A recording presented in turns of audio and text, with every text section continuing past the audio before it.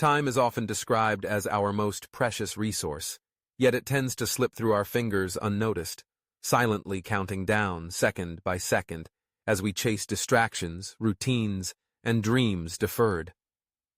This is a story about the value of time, an awakening, gently nudging us to remember what truly matters before the moments drift beyond our reach. It began as a morning like any other. The world was painted in the soft blush of dawn, the kind of fresh, golden light that whispers the promise of new beginnings. In a quiet suburban home, an alarm clock buzzed insistently beside an unmade bed, its digital numerals flickering. 6:30 a.m. Alex groaned, pulling the covers over his head. There were 5, maybe 10 precious minutes left to savor the comforting warmth before plunging into the chaos of the day. For years, Alex's days unfolded almost identically. He was perpetually in a rush, too many things to do, and never enough time. His calendar was filled with meetings, deadlines, and endless to-do lists. Despite the ceaseless motion, there was a gnawing sense that something important was always being overlooked. But there was always tomorrow, he told himself. Time, though finite, seemed abundant when measured in tomorrows. Outside, the world stirred awake. The rising sun painted the walls gold, but Alex barely noticed. He showered quickly, scarfed down a breakfast bar, and scanned through emails on his phone. Each vibration and ping was a reminder of obligations waiting to be fulfilled. He barely caught a glimpse of his young daughter, Emma, as she padded into the kitchen, hair tousled, clutching her favorite stuffed bear. "Daddy, can you eat breakfast with me?" she asked in a timid voice. Alex hesitated, glancing at the ticking clock. Routine dictated that he leave in precisely 15 minutes to beat the morning traffic and not a second more. "I'm sorry, Pumpkin. Daddy has to get to work. Maybe tomorrow, okay?" Emma's shoulders slumped, but she nodded, used to the refrain. Tomorrow, always tomorrow. Time passed in a blur. Days cascaded one after another, indistinguishable save for minor variations. Quick hugs at the door, hurried phone calls to aging parents, goodnight kisses placed absent-mindedly on Emma's forehead when she was already fast asleep. Then, one afternoon, a sudden thunderstorm rolled in, shaking Alex from his routine. Sheets of rain battered the office windows, and the power flickered uncertainly. With none of his usual tasks available, and nothing but the drumming rain for company, Alex found himself idly scrolling through old photos stored on his computer.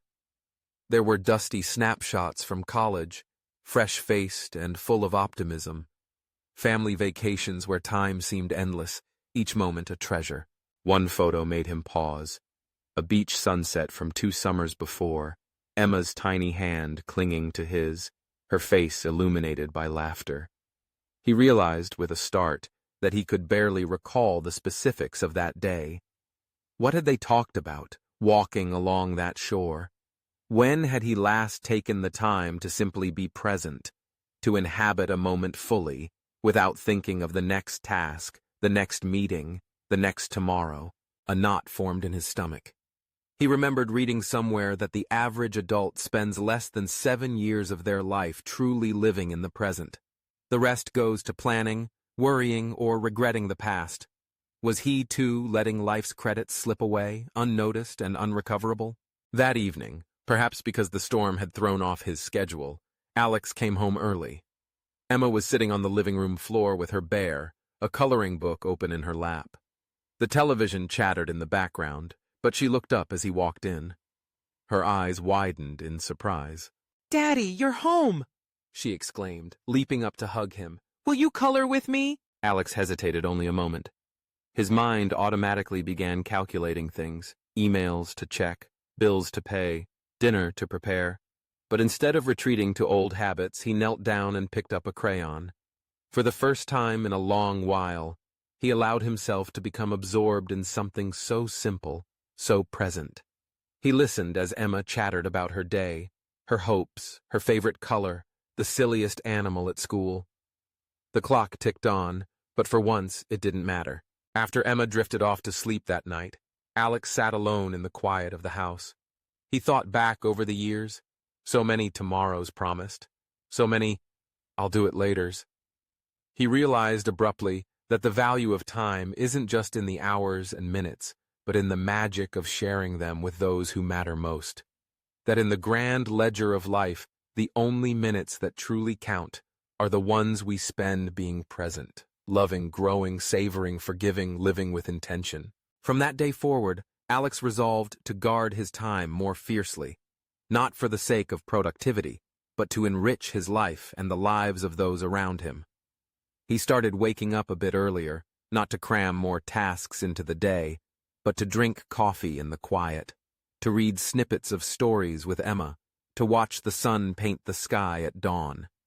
At work, he set boundaries to protect precious hours at home. He called his parents more often, stayed present in conversations, and slowly filled the cracks in his relationships with attention and care. Gradually, the clutter of urgency faded, replaced by a clarity, a recognition that time once spent cannot be reclaimed. The true wealth of life comes not from accumulating more, but from treasuring what we already possess. The laughter of a child, the comfort of shared silence, the gentle touch of a loved one's hand. Even an ordinary moment, observed and appreciated, can become extraordinary. In the end, the wake-up call wasn't a dramatic event but a quiet realization, a shift in perspective. Alex learned that every day is an opportunity, a gift wrapped in the unassuming paper of routine. The clock will continue its relentless march. Tomorrow will always beckon with new opportunities. But today is what we have. To squander it is to lose far more than just hours. It is to lose the very substance of our lives. And so, whenever Alex found himself tempted to rush, to postpone, to promise later, he would pause, look at Emma's smiling face, and remember, the greatest gift he could ever give was his undivided presence right now. In honoring that gift, he finally understood the real value of time.